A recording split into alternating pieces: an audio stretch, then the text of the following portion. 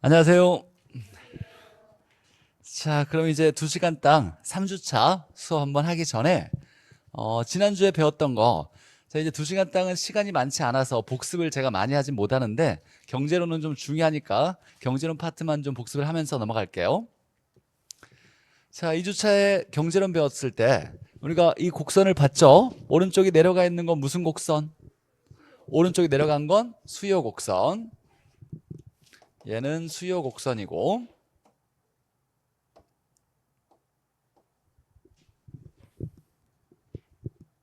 얘는 수요 곡선. 얘는 오른쪽이 올라갔으니까 공급 곡선. 자, 수요 곡선은 비싸면 안 산다. 반비례 관계죠. 그래서 가격과 이 수요량이 반비례 관계고, 얘는 비싸면 판다. 그러니까 비례 관계니까 오른쪽에 올라가 있는 곡선이었고, 자, 두 개를 봤더니 얘는 곡선 위에 점의 이동으로 나타났고, 얘는 곡선 자체가 좌측 우측으로 이동했죠. 얘는 뭐라고 하냐면 수요량의 변화라 그러고, 얘는 수요의 변화라 그러죠. 수요량의 변화는 이 수요량이 뭐에 의해서 변할 때? 가격이죠. 근데 무슨 가격? 그 재화, 해당 재화의 가격에 의해서, 즉 그 재화의 가격 변화에 의해서 수량이 변할 때고, 얘는 수량이 변하는데 뭐에 의해서 변할 때? 그 재화 가격 변화의 이외의 요인, 다른 요인에 의해서 수량이 변하면 곡선 자체가 이동한다 그랬죠.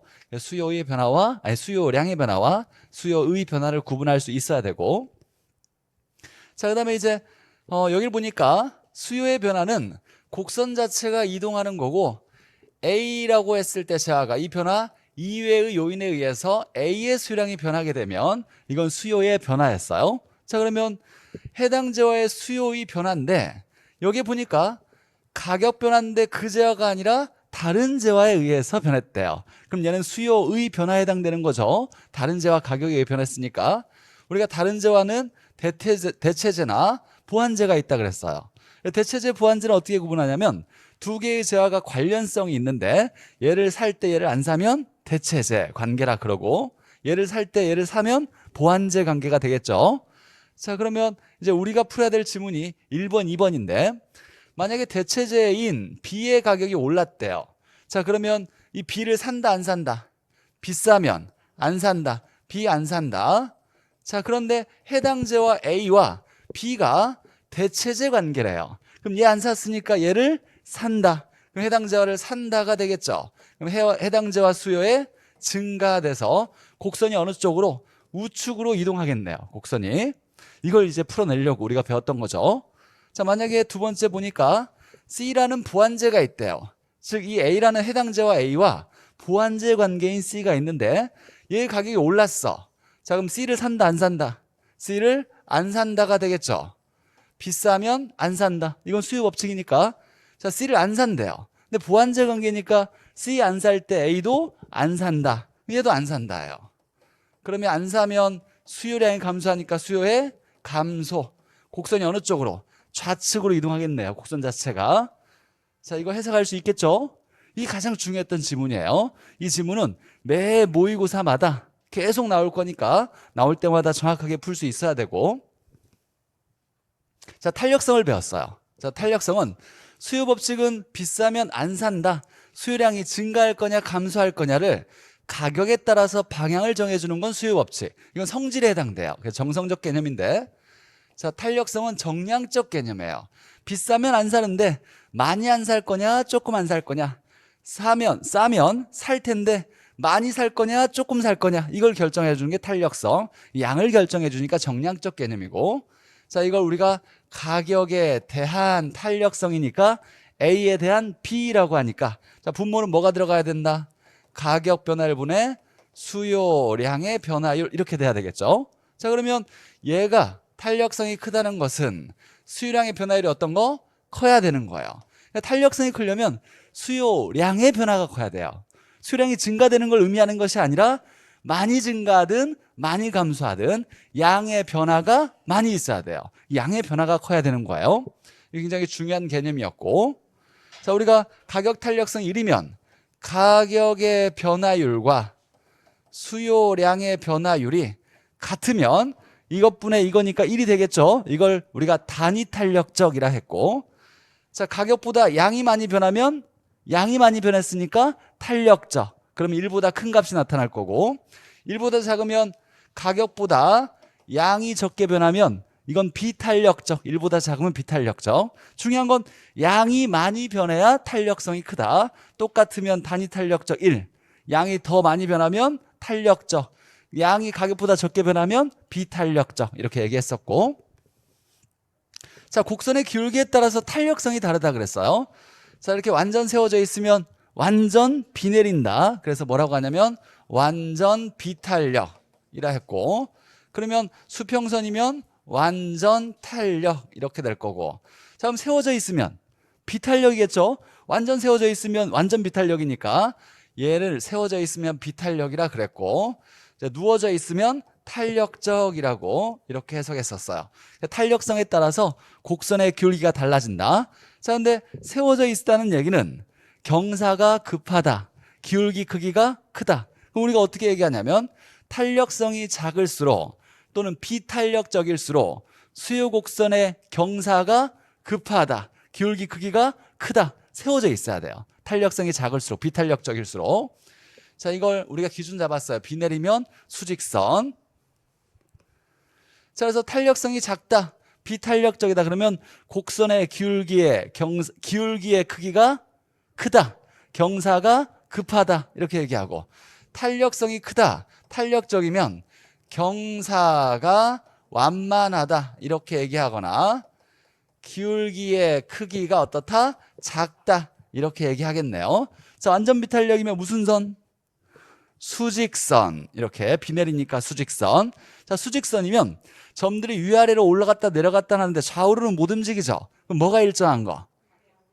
가격? 양이 일정하죠. 그래서 양이 일정한 거고, 완전 탄력이면 수평선이니까 좌우로 양은 변하는데 위아래로 못 변하니까 뭐가 일정? 가격이 일정. 그래서 얘는 수평선인데 완전 탄력이면 얘는 가격이 일정한 거죠. 자, 탄력성이 커지는 조건을 외웠어요. 우리가 암기 코드로. 중요한 암기 코드예요. 자, 일단 수요의 탄력성은 뭐가 많아야 되냐면 외워야 돼요. 대체제가 많을수록 탄력적이라 그랬고, 공급이 탄력적이려면 어떻게? 쉽고 빠르게 만들수록, 빠르게 생산할수록 탄력성이 커진다 그랬고, 수요 공급을 통틀어서 어떻게 했냐면 세수주장 비싸용 이렇게 외웠어요. 세수주장 비싸용. 세는 뭐? 세분화할수록 수는 수요가 공급보다 탄력적이고, 주는 주거용이 상공업용보다 탄력적이고, 장은 장기가 단기보다 탄력적이고, 비싼 사치품이 탄력적이고, 용도가 다양할수록 또 용도 전환이 가능할수록 탄력적이다. 세수주장 비싸용 외워야 되고, 그다음에 기본적으로 이 두 개는 머릿속에 딱 담아두고 있어야 돼요. 수요는 대체제가 많을수록 탄력적이고, 공급은 쉽고 빠르게 만들수록 탄력적이다. 자, 지난 시간은 여기까지 배웠어요. 자, 그럼 이제 3주차 때 경제론 이어서 배워보도록 할게요. 자, 오늘 이제 첫 번째 배울 건 시장 균형이라는 거예요. 균형. 우리가 균형이 잡혔다라는 건 같아졌다를 얘기해요. 같아졌다. 그럼 시장 균형이란 수요량과 공급량이 같아져서 균형을 이루는 상태를 우리가 균형 상태라 그래요. 우리가 수요량을 이제 어떻게 쓸 거냐면 수요를 기호로 뭐라고 해요? 수요를 기호로 demand, D라 그러고, 양을 뭐라 그래요? Q라 그랬어요. 그럼 수요량을 이제 어떻게 하냐면 QD 쓰면 수요량, 공급은 서플라이니까 S라고 하고, 그러면 공급량은 QS라고 쓸 거예요. 그러니까 QD 하면 수요량, QS는 공급량. 똑같아지는 것을 시장의 균형이라고 얘기해요. 같지 않으면 균형이 아니겠네요. 자, 균형점에 수요와 공급이 만나는 점이 있는데 이 점을 균형점, 이때의 가격을 균형 가격, 이때의 양을 균형 거래량 또는 균형량이라 그래요. 뭐 그냥 당연한 얘기고, 자, 봤더니 수요량과 공급량이 같지가 않아요. 얘도 같지가 않아요. 그럼 이거 균형이다, 균형이 아니다? 균형이 아니겠죠? 균형이 아닌 상태예요. 균형이 아닌 상태고, 아닌 경우는 자, 수요가 공급보다 많으면 누가 초과됐어요? 수요가 초과된 거죠. 이걸 우리가 초과 수요 상태라 그래요. 수요보다 공급량이 많으면 초과 공급 상태라 그래요. 자, 근데 얘가 좀 중요한 거야. 앞으로 이런 기호 나오면 가장 중요한 포인트예요. 자, 우리가 수요를 봤을 때는 수요가 공급보다 많으니까 초과 수요라고 하는데 얘 말과 똑같이 보는 걸 뭐라고 하냐면 공급으로 볼 때는 공급이 많은 거예요, 적은 거예요? 적은 거예요. 그래서 초과 수요 상태는 공급 부족 상태와 똑같아요. 자, 그러면 우리가 이제 여러 지문들이 등장할 거예요. 문제에서 등장할 때 이렇게 나왔어요. 부동산 시장에서 주택이 초과 수요 상태가 되면이라고 나왔어요. 그럼 이제 이런 지문이 딱 등장하면 사람들이 초과 수요, 수요가 많아서 어찌어찌 하면 이게 좀 복잡해 보여요. 간단히 생각하면 주택이 초과 수요 상태라는 건 주택의 공급이 부족하면이란 얘기예요. 주택이 부족하니까 시장에 이런저런 일이 나타나겠지. 주택이 부족해지면 공급이 부족해졌대요. 파는 사람이 없대. 가격이 올라가요, 내려가요? 올라가요. 이런 여러 가지 현상들을 쉽게 이해할 수 있으니까 초과 수요라는 말보다 더 쉬운 게 공급 부족이에요. 초과 수요라고 내면 출제자가 좀 어렵게 내려고 지문을 쓰는 거고, 이걸 우리가 쉽게 이해하려면 초과 수요는 수요가 많은 거니까 공급 입장으로 볼 때는 공급이 부족한 거예요. 그럼 부동산 시장에서 초과 수요가 나오면 좋아요, 나빠요? 초과 수요가 나오면 공급이 부족하다는 거죠. 쉽게 주택이 부족하면 좋아요, 나빠요? 주택이 부족하면 우리 같은 돈 없는 사람들은 나쁘겠죠. 나쁜 일이 일어날 거예요. 뭔가 나쁜 현상이. 주택을 구하기 어려워지니까. 그러니까 주택이 부족하다는 얘기가 주택의 초과 수요가 나타나면 이란 말과 똑같아요.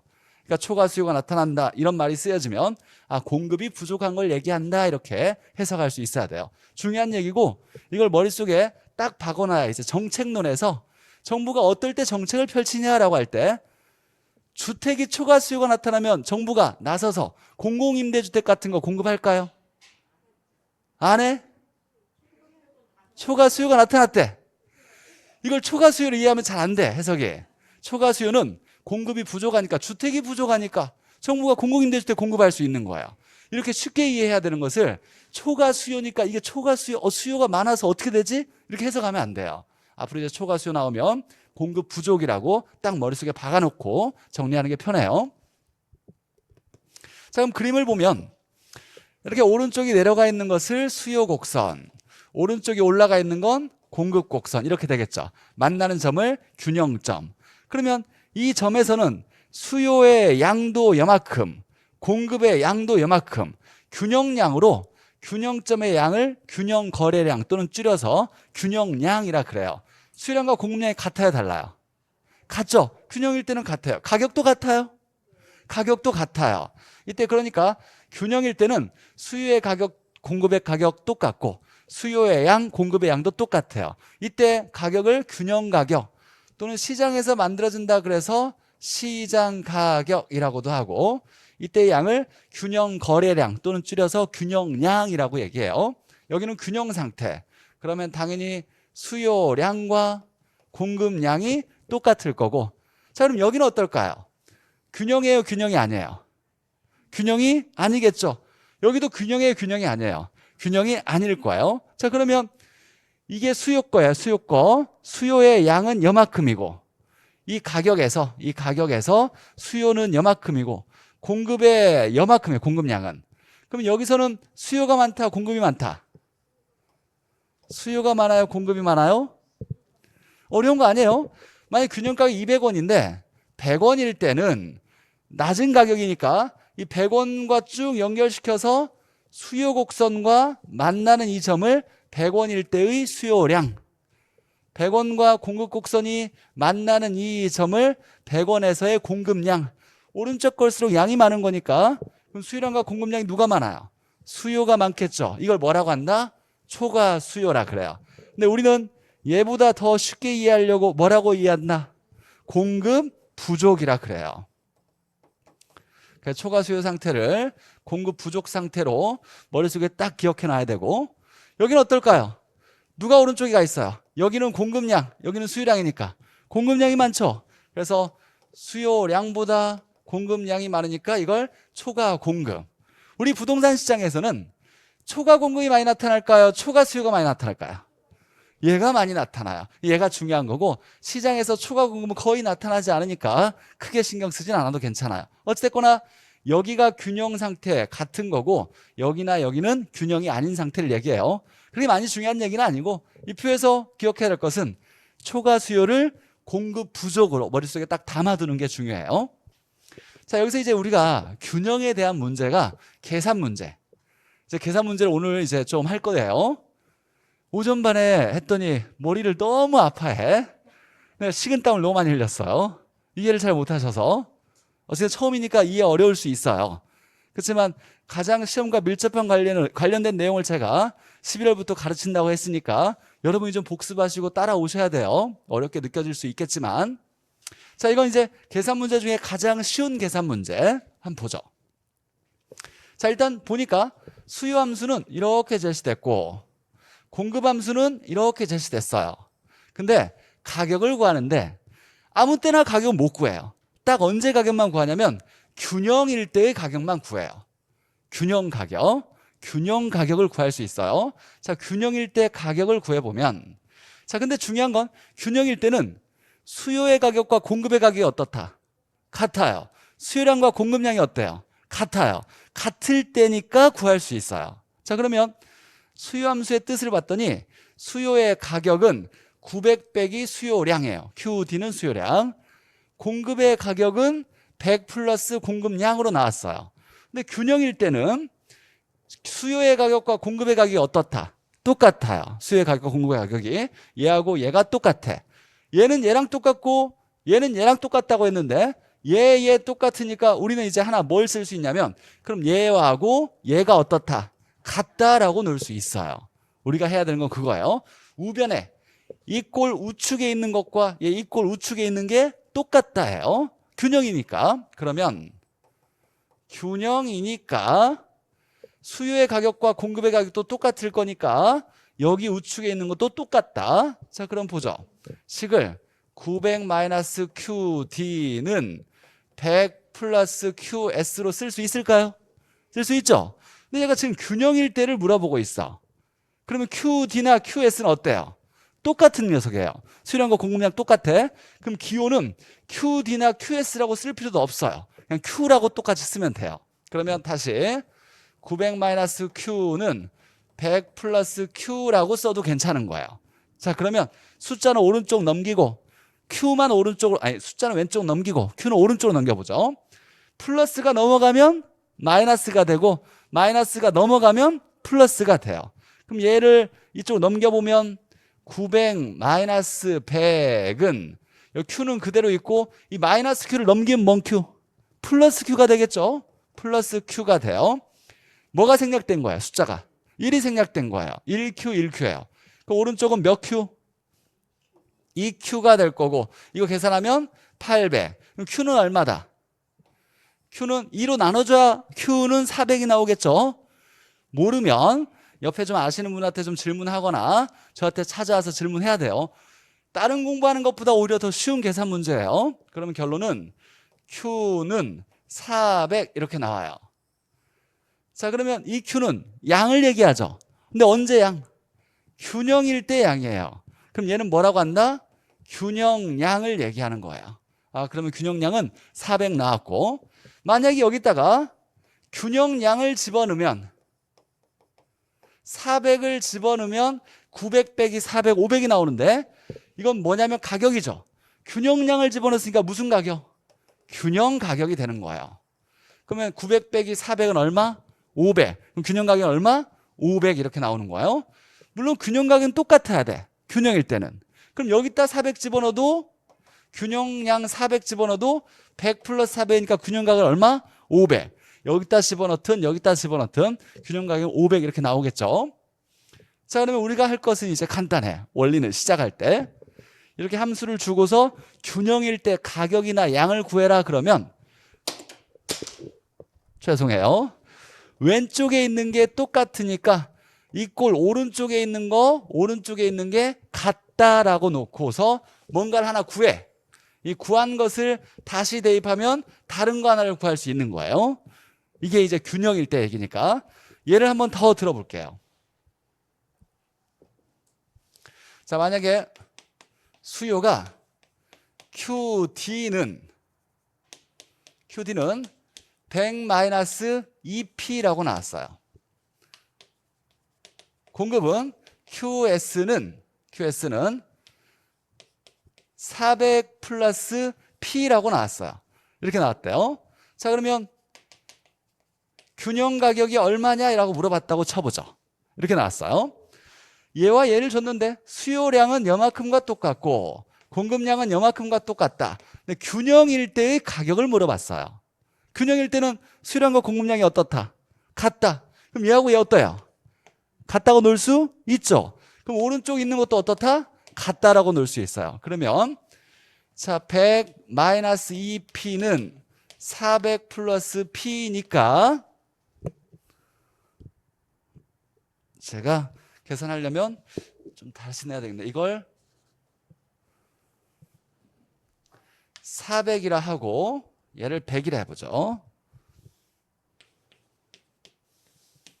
얘를 400이라 하고 얘를 100이라 해보죠. 자, 이렇게 됐다고 해보죠. 자, 그러면 얘 넘어가면 400 빼기 100 이렇게 될 거고 얘 넘어가면 P 플러스 2P 그러면 3P는 300 나오니까 P는 얼마? 100 이렇게 나오겠네요. 이게 균형일 때의 양이니까 아니 균형일 때의 가격이니까 균형 가격은 100. 균형량은 얼마일까요? 균형량은 여기에다가 균형 가격 100을 집어넣으면 나오는 양이 뭐? 균형량 200 나오겠네요. 여기다도 마찬가지예요. 여기다가 100을 집어넣으면 2 곱하기 100이니까 200이죠. 그럼 400 빼기 200은 200. 역시 나오는 건 균형량이 되는 거예요. 그럼 우리가 이제 균형일 때 가격이나 양을 물어보면 왼쪽 거 똑같으니까 오른쪽 거 똑같다라고 해서 풀어내고 자 구하면 이건 균형일 때 가격이나 양이 나올 거예요. 둘 중에 하나 나올 건데 이걸 대입하면 나머지 하나도 찾을 수 있다라 이렇게 되는 거예요. 이 식과 여기 있는 칠판의 식과 여기 있는 식은 뭐가 달라요? 얘는 뭐는 P는 이렇게 시작했어요. 얘는 어떻게? Q는 이렇게 시작했죠. 전혀 상관없어요. 어떻게 제시됐든지 간에 균형일 때는 가격도 똑같고 양도 똑같으니까 왼쪽 무조건 똑같다 오른쪽 똑같다 놓고 찾아서 집어넣으면 나머지 하나도 찾을 수 있다요. 자, 연습하면 무조건 해야 되는 계산 문제예요. 이거 틀리면 우리 이제 1년 공부가 힘들어질 수 있으니까 처음에 이런 산수에 대해서 계산을 좀 어려워한다라면 열심히 좀 지금 물어보고 해서 내 걸로 만들어 놔야 돼요. 이건 많이 어려운 건 아니니까 다 해야 돼요, 누구나. 자, 그럼 이제 균형의 이동을 한번 볼게요. 나만 더워요? 덥죠? 여기가 히터가 빵빵한 것 같아요. 아, 그래요. 우리 수업도 좀 많아져야 되는데 그 주변에 좀 공부하는 사람 있으면 빨리 좀 오라 그래요. 늦게 공부하면 힘들다고. 자, 균형의 이동 보죠. 자, 1교시의 가장 중요한 내용은 균형의 이동이에요. 자, 균형이 이동을 한대. 자, 균형이 이동한다는 건 뭐냐면 일단 그림 한번 볼게요. 자, 원래 수요가 있었고 공급이 있었어요. 자, 이렇게 수요와 공급이 있었는데 여기가 첫 번째 균형점이었어요. 근데 수요의 변화, 공급의 변화가 일어날 수 있죠. 수요량의 변화와 공급량의 변화가 아니라 수요의 변화, 공급의 변화예요. 그럼 곡선 자체가 어떻게 해요? 이동할 수 있겠죠. 원래 균형점이 있었는데 수요의 증가가 일어났어. 수요의 증가가 일어나면 곡선이 우측으로 가겠네요. 그럼 수요 곡선이 우측으로 딱 가면서 여기서 새로 만나게 돼요. 그러면 처음에 균형점이 여기였는데 다시 균형점 이쪽으로 옮겨가겠죠. 이걸 우리가 뭐라고 하냐면 균형의 이동이라 그래요. 자, 그럼 균형의 이동이 일어날 때 원래 처음에 가격은 여기였는데 새로운 균형일 때의 가격은 어떻게 바뀌었어요? 올라갔죠. 그럼 균형 가격은 상승했다, 하락했다? 상승했다. 처음에 균형량은 요만큼이었는데 새로운 균형의 양이 요만큼으로 변했어요. 균형량이 증가했다. 이런 걸 판단하는 거예요. 자, 그러면 우리가 이제 해석해야 될 거, 균형의 이동이 일어날 때 균형 가격은 올라갔냐 내려갔냐, 균형 가격이 상승했냐 하락했냐, 균형량은 증가했냐 감소했냐, 이제 이걸 판단하려고 하는 거예요. 근데 여러분은 그래프를 그리지 않을 거예요. 그래프 그려서 문제 풀지 않고 내용으로 이제 지문 문장을만 보고 해석할 건데, 물론 제가 이해는 시켜드릴 건데, 자, 두 개의 그림을 한번 볼게요.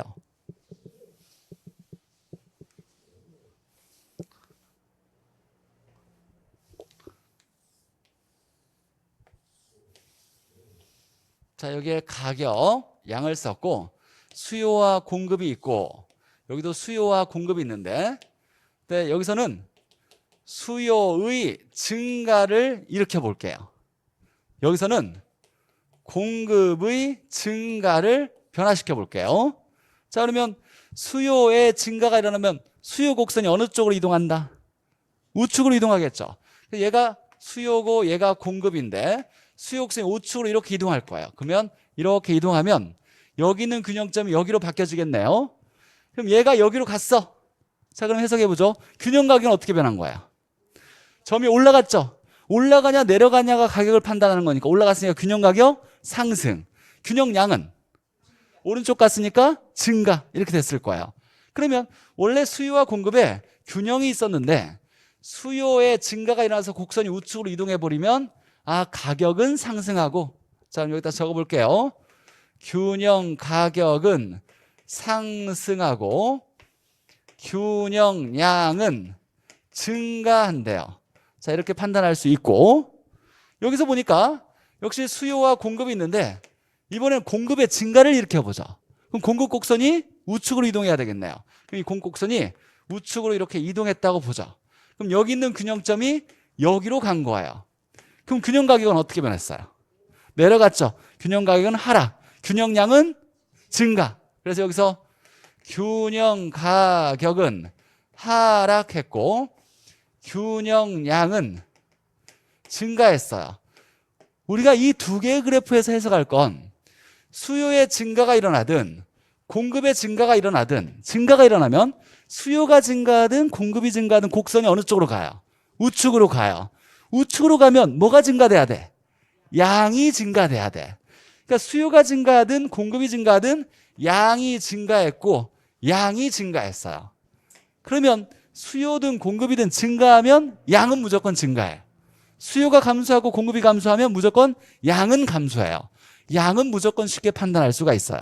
자, 그러면 가격은 이제 그래프로 보는 게 아니고 그래프는 이제 사라져 버려야 돼요. 나중에 제가 그리라고 하는 것만 그려요. 자, 수요가 증가했대. 살려는 사람이 많아. 그럼 가격은 올라갈까요? 내려갈까요? 이거 모르면 중개할 수 없어요. 살려는 사람이 많으면 가격은 올라가죠. 무슨 법칙? 아니에요. 수요 법칙 아니야. 수요 법칙은 뭐라 그랬어요? 제가 문장으로 수요 법칙은 비싸면 안 산다. 이 수요 법칙이에요. 비싸면 안 산다. 뭐부터 출발해야 돼? 가격부터 무조건 출발해야 돼. 가격이 변할 때 양이 어떻게 변하느냐를 묻는 게 수요 법칙이고, 제가 방금 물었던 건 수요가 증가되면 가격이 어떻게 변하냐 이렇게 물어봤어요. 수요 법칙은 비싸면 안 사니까 가격부터 출발할 때 수요량이고, 반대를 얘기하는 건 아니에요. 그러니까 이건 수요 법칙이 아니야. 지금 얘기한 건 수요가 증가하면 살려는 사람이 많으니까 수요 경쟁에 의해서 인기가 많아지니까 경쟁에 의해서 가격이 올라가는 거야. 시장의 논리를 얘기하는 건데 균형점의 이동을 판단하는 내용이지 수요의 법칙은 아니에요. 수요 법칙은 계속 얘기했지만 뭐부터 출발해야? 가격부터 출발해야 돼요. 비싸면 안 산다로 끝나야 돼. 반대는 해당되는 게 아니에요. 지금 얘기한 건 균형점의 이동이에요. 수요가 증가하면 당연히 서로 살려고 경쟁이 일어나니까 가격이 어떻게 된다? 올라가요. 상승하고. 공급이 증가하면 어떨까요? 팔려는 사람이 많아졌어. 값어치가 올라가 내려가? 내려가요. 희소성이 없어지는 거야. 서로 팔려고 하니까 값어치가 내려가니까 가격이 하락해요. 자, 이거 알고 있는 걸 쓰는 거예요.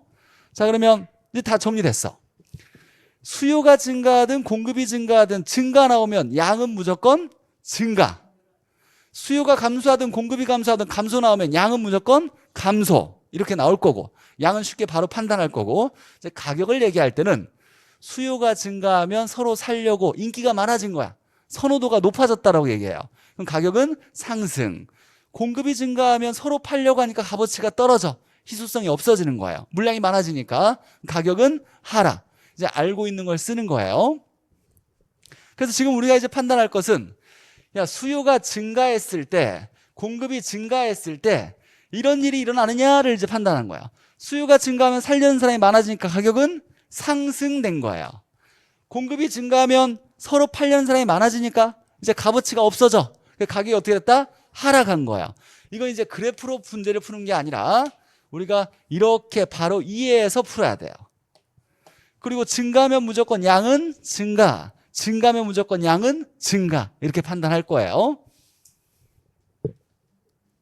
자, 그러면 이제 우리가 다시 정리해야 될 게 뭐냐면, 자, 수요와 공급의 균형이 있었는데, 균형의 이동이라는 건 하나의 균형이 있었는데 수요나 공급의 변화가 있었어요. 수요의 변화, 공급의 변화. 수요가 증가했든 공급이 증가했든 그럼 뭐가 이동해요? 곡선 자체가 이동해. 그러면서 새로운 균형점이 만들어지면서 균형 가격과 새로운 균형량이 나타나는 과정을 균형의 이동이라는데요. 그러면 이 균형 가격은 올라갔냐 내려갔냐, 균형량은 증가했냐 감소했냐, 이걸 이제 판단하려고 하는 거예요. 균형 이동했을 때. 자, 그럴 때 첫 번째 1단계 뭐 먼저 판단한다? 양 먼저 무조건 판단해야 돼요. 양 먼저. 우리 경제론에서 한 문제가 나올 텐데 이거 틀리면 안 되는 거예요. 양은 수요가 증가하든 공급이 증가하든 수요 공급 따지지 않고 증가하면 무조건 양은 증가, 감소하고 감소하면 무조건 양은 감소. 이건 이제 쉽게 판단해요. 양은 무조건 수요든 공급이든 증가하면 증가, 감소하면 감소. 자, 두 번째는 가격을 이제 판단할 건데 이 가격은 우리가 이미 알고 있어. 시장의 논리대로 살려는 사람이 많으면 가격은, 수요가 증가하면 살려는 사람이 많으니까 가격은 상승. 그래서 수요가 증가하면 선호도, 인기가 많아지니까 가격은 상승. 공급이 증가하면 서로 팔려는 사람이 많아졌으니까 이제 값어치가 떨어지는 거예요. 가격은 하락. 이렇게 될 거예요. 자, 이걸 가지고 이제 우리가 균형점의 이동을 판단하기 시작할 거예요. 자, 근데 수요도 있고 공급도 있고 하나만 변할 수도 있고 둘 다 변할 수도 있고 여러 가지 경우가 있어요. 자, 이 경우를 외울 수 있을까요 없을까요? 못 외워요. 외우는 게 아니라 이걸 이제 우리가 이해했으면 이걸 바탕으로 여러 가지 경우를 따져볼 건데, 여기까지 이해했을까요? 자, 그럼 보죠. 자, 균형의 이동에서 총 5가지 유형이 있는데 우리가 오늘 배울 건 4가지를 배울 거예요. 4가지. 첫 번째는 수요와 공급이 있는데 수요와 공급 중 하나만 변한대. 하나는 일정하게 가만히 있고 하나만 변했대요. 자, 그럼 우리는 뭐만 따지자면 변하는 것만 따져줘요. 변하는 것만 따져줘서 균형 가격과 양이 상승했냐 하락했냐 증가했냐 감소했냐 이걸 따질 거예요. 두 번째는 수요와 공급이 모두 변하는데 변화폭이 주어졌대. 그럼 누가 더 크게 변했거나 누가 작게 변했다 이런 게 주어졌어요. 그러면 뭐만 따지자면 크게 변한 것만 따져줘요. 것만 따져주면 돼요. 이 두 개는 그냥 너무 쉬워요. 시험 문제 나오는 건 3번, 4번이에요. 3번, 4번이 중요한데, 자, 수요 공급이 모두 변하는데 변화폭이 주어지지 않았대요. 누가 더 많이 변했다는 얘기가 없어. 이럴 때는 어떻게 판단하는지. 네 번째는 완전 탄력일 때, 완전 비탄력일 때 이렇게 하나가 주어졌어. 이거 우리가 여기서 딱 그래프를 활용해 볼 거예요. 그래프를. 많이 어렵지 않아요. 자, 우리가 이제 해석해야 되는 거 각각을 따져봤을 때 수요가 증가하든 공급이 증가하든 증가하면 양은 증가, 수요가 증가하면 가격은 상승, 공급이 증가하면 가격은 하락. 자, 이거 알고 있는 걸 가지고 한번 써볼게요. 첫 번째 보죠. 수요 변화와 공급 변화 중에 하나만 변했대. 하나만. 자, 그러면 이렇게 나왔어요. 수요는 증가했고 공급은 일정하다라면 균형 가격과 균형량은 어떻게 변했겠냐 이렇게 문제를 냈어요. 그러면 일정한 건 신경 쓰지 않는 거예요. 볼 필요 없고 얘에 의해서 균형점 이동이 결정된다. 그러면 증가니까 첫 번째 뭘 증가시켰다? 증가면 양과 가격 중에 뭐? 양이죠. 양을 무조건 첫 번째 판단한다 그랬어요. 증가면 무조건 양은 증가. 수요가 증가했으니까 서로 살려고 했으니까 가격은 상승. 가격은 상승. 이렇게 판단하면 돼요. 아까 했던 거 이해되고 있죠? 두 번째 봐요. 수요가 일정하고 공급이 감소했대. 그럼 일정한 건 볼 필요가 없어요. 그러면 공급 감소에서 균형점 이동이 일어나고 감소니까 무조건 양은 감소. 양 감소해요. 공급이 감소했대. 팔려는 사람이 없대. 그럼 값어치가 귀해져요, 싸져요? 귀해지죠. 그럼 가격은 상승. 그래서 가격은 상승. 이렇게 판단하면 돼요. 그럼 둘 중에 하나만 변할 때는 변한 것만 가지고 판단하면 돼요. 아까 공부했던 걸로. 안 적어도 돼. 이런 거 뭐 적어봤자 우리 다시 볼 것도 아니고 책에 다 나와 있어. 머릿속에 한 번 더 물론 적고 싶은 욕망이 생겨. 공부하다 보면. 그죠? 적고 싶은 욕망이 생길 때 꼭 적지 말라는 건 아니고 가능한 머릿속에 한 번 더 집어넣는 게 더 좋아요. 그리고 문제를 이따가 풀어볼 거예요. 문제 줬죠? 문제 받았죠? 수업 딱 끝나고 쉬는 시간에 배웠던 게 내가 알고 있는 건지 한번 풀어보면 이제 내가 알고 있는지 모르는지를 확인할 수 있으니까 모르면 다시 한번 떠들러 봐야 돼. 집에 가서든 책이든.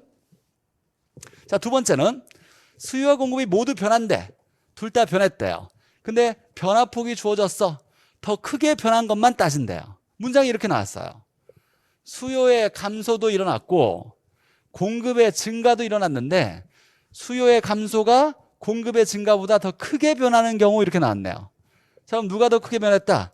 수요의 감소가 더 크게 변했어요. 그럼 작게 변한 건 무시해버리고 크게 변한 것만 따지는 거예요. 그럼 수요의 감소니까 감소면 첫 번째 뭐? 양 감소. 양 감소. 수요가 감소했대. 살려는 사람이 없대. 살려는 사람이 많으면 값어치가 올라가고 살려는 사람 없으니까 가격이 내려가겠네요. 그래서 가격은 하락. 이렇게. 그럼 첫 번째나 두 번째는 뭐 어렵지 않아요. 그죠? 둘 중에 하나 변하면 변한 것만 따질 거고 둘 다 변했는데 누가 더 크게 변했다라고 나오면 크게 변한 것만 따지면 되고 자, 세 번째는 조금 우리가 좀 신경 쓸 게 있는데 수요와 공급이 모두 변했는데 변화폭이 주어지지 않았대요. 이거 나왔어. 어떤 거? 중요한 거예요. 변화폭이 주어지지 않았을 때는 한번 이따 연습을 해볼 건데 수요 변화와 공급 변화를 가격과 양을 각각 따져봐서 일치하는 것과 일치하지 않는 게 있대요. 일치하는 건 일치하는 결과대로 판정하고 일치하지 않는 건 알 수 없대. 얘가 중요한 거야. 이렇게 변화폭이 주어지지 않은 경우는 하나는 알 수 있어요. 양과 가격 중에 하나를 알 수 있다면 다른 건 알 수 없다가 나와요. 알 수 있고 하나는 알 수 없어요. 이렇게 나와요, 결과가. 왜 그런지는 이따가 제가 다음 시간에 한번 그려줄 텐데 일단 우리가 해석 먼저 해보고 수요가 증가했고 공급이 증가했어요. 근데 누가 더 많이 변했다는 얘기가 없어. 누가 더 많이 변했다면 크게 변한 것만 따질 건데 자, 그러면 수요 증가에 양과 가격을 각각 따져보고 공급 증가에 양과 가격을 각각 따져보는 거야. 수요가 증가하면 증가니까 양 증가, 수요가 증가하면 가격은 상승, 공급 증가하면 증가니까 양 증가, 서로 팔려고 하면 값어치가 떨어지니까 가격 하락. 봤더니 양은 증가, 양은 증가네요. 똑같죠? 일치했어요. 그럼 일치한 결과 이제 양은 증가가 맞다. 얘가 맞고 근데 가격을 봤더니 수요 증가에선 가격이 올라갔는데 공급 증가에선 가격이 하락했어요. 누가 더 많이 변했는지 몰라. 얘가 더 많이 변했으면 가격이 올라갔을 거고 얘가 더 많이 변했으면 가격이 내려갔을 거야. 누가 더 많이 변했다는 얘기가 없죠. 그럼 알 수 없다예요. 일치하지 않으면 가격은 알 수 없다예요. 이게 중요한 거야. 그러니까 변화폭을 누가 더 많이 변했다는 얘기가 없으면 하나는 알 수 있고 하나는 알 수 없어요. 그래요. 야, 너무 오래 걸리잖아 라고 생각하면 안 해요. 안 돼요. 그냥 보자마자 이제 알 거예요. 왜냐하면 양은 우리가 보자마자 판단할 수 있어요. 양 판단할 수 있어? 양. 증가하면 양 증가, 감소면 양 감소. 양 판단할 수 있어요? 있어요. 양만 바로 판단하면 쉽게 찾을 수 있어요. 예를 들면 봐요. 자, 이렇게 쭉 나왔는데 이걸 일일이 하나씩 따져보는 게 아니라 이제 양을 먼저 판단하는 거예요. 양이 첫 번째니까. 수요 증가에서 양 증가, 양 증가. 양은 일치했네. 그럼 결론은 양은 증가예요. 그럼 나머지 하나 가격은 알 수 없다 이렇게 나오는 거예요. 두 번째, 수요 감소니까 양 감소, 공급 감소니까 양 감소. 양은 똑같네. 감소. 그럼 양은 감소. 그럼 나머지 가격은 알 수 없다. 이렇게 되는 거예요. 자, 그러면 여기는 수요가 증가니까 양 증가, 공급 감소니까 양 감소. 양이 일치가 되지 않네. 그럼 이제 뭘 알 수 없어요? 양을 알 수 없어. 그럼 다른 하나는 알 수 있겠네요. 이거 하나 해석해 보는 거예요. 어떻게 일치가 됐느냐? 일치가 됐을 텐데 수요 증가면 가격 상승, 공급 감소 가격 상승. 가격은 똑같이 상승했네. 이렇게. 얘도 보니까 양 감소, 양 증가니까 양이 일치가 안 돼. 그럼 양은 알 수 없고, 그럼 가격은 일치됐을 거야. 가격은 알 수 있는데 어떻게? 수요 감소니까 가격 하락, 공급 증가니까 가격 하락, 가격은 하락. 이렇게. 근데 이것들을 보니까 알 수 없는 게 하나씩은 분명히 있어야 돼요. 누가 더 많이 변했다는 게 없으면 하나는 알 수가 없는 거예요. 이게 중요한 거. 양과 가격을 각각 따져봤을 때 일치하면 일치한 결과, 일치하지 않으면 알 수 없다. 자, 이제 이거 틀리면 계속 할 거예요. 첫 번째, 얘 한번 보죠. 수요 증가니까 뭐 증가? 양 증가. 얘는 양 감소. 그럼 양은? 그렇죠. 양을 알 수 없다요. 그럼 가격은 알 수 있겠네요. 어떻게 일치되느냐 봤더니 수요 증가 가격 상승, 공급 감소 가격 상승. 가격은 상승. 이렇게 판단할 수 있을 거고. 자, 얘 보죠. 양 감소, 양 감소. 뭘 알 수 있다? 양이죠. 양을 어떻게? 감소. 그러면 보나마나 가격은 알 수 없다요. 하나가 일치하면 하나는 알 수 없다요. 자, 얘 양 증가, 양 증가. 그럼 양은 증가. 그럼 가격은 알 수 없다. 이렇게 될 거예요. 자, 여기서 양 감소, 양 증가니까 양이 일치가 안 되네 이제. 그럼 양을 알 수 없다. 이렇게 될 거고. 자, 가격은 이제 알 수 있을 거예요. 수요 감소해서 가격 하락, 공급 증가니까 가격 하락. 그래서 가격은 하락. 이렇게 이제 네 가지 경우를 해석할 수 있어야 돼요. 할 수 있겠죠? 자, 이 경우는 뭐예요? 누가 더 많이 변했다는 얘기가 없을 때. 이거예요. 자, 그러면 우리가 지금까지 세 가지 배웠어요. 자, 수요와 공급 중에 하나만 변하면 변한 것만 신경 쓰면 되고, 둘 다 변했는데 누가 더 크게 변했다라는 말 나오면 크게 변한 것만 신경 쓰고, 세 번째가 중요한데 누가 더 많이 변했다는 얘기가 없어. 그러면 하나는 알 수 있고 하나는 알 수 없다요. 양과 가격을 각각 따져봐서 똑같으면 똑같은 결과, 같지 않으면 알 수 없다. 이렇게 판단하는데 우리가 양과 가격 중에 뭘 먼저 판단한다? 양이에요. 양을 먼저 판단해야 시간도 절약하고 확실하게 되는 거예요. 증가하면, 수요가 증가하든 공급이 증가하든 양은 무조건 증가, 감소면 양은 무조건 감소. 양을 먼저 판단하고 그 다음에 이제 가격을 생각해야 되겠죠.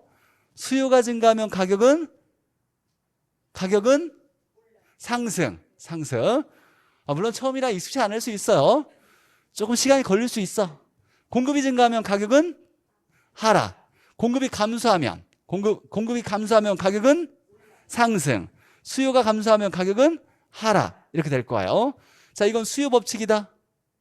아니에요. 수요가 변할 때 가격이 어떻게 변하냐 물어봤죠. 이건 균형의 이동을 얘기하는 거지 수요 법칙이 아니에요. 수요 법칙은 비싸면 안 사니까 가격부터 출발할 때 양이 어떻게 변하냐를 얘기해 줘야 돼요. 수요 법칙과 관련 없어요. 자, 그래서 3번까지 배웠고, 그럼 여러분 이제 문제에서 여기까지 풀 수 있는 문제가 있을 거예요. 한번 쉬는 시간 한번 다시 확인해 보시고 쉬었다가 이어서 해볼게요.